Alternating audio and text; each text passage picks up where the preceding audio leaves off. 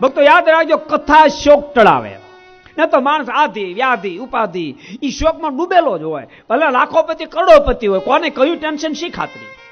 Tension free કરવાની કોઈ જો ટેબ્લેટ્સ હોય, બરાબર સાંભળજો, ટેન્શન ફ્રી થવું તો ટેબ્લેટ્સ આપી દઉં.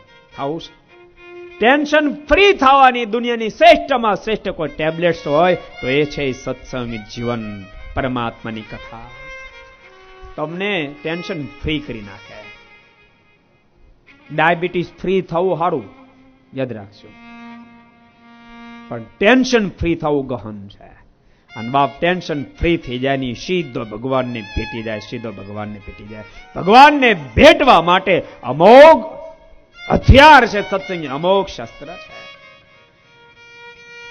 કથા સાંભળતા સાંભળતા તમામના દુઃખો ટળી ગયા છે. દુઃખ તો ટળ્યા, પણ જે દ્રષ્ટિ નાખે ત્યાં ભગવાન શ્રી દર્શન આપવા લાગ્યા છે. બાપ મર્યા પછી મહારાજને આપે એમ નહીં, જીવતા જીવ ભગવાનનો ભેટો કરાયો દેનારી નારી આ કથા છે.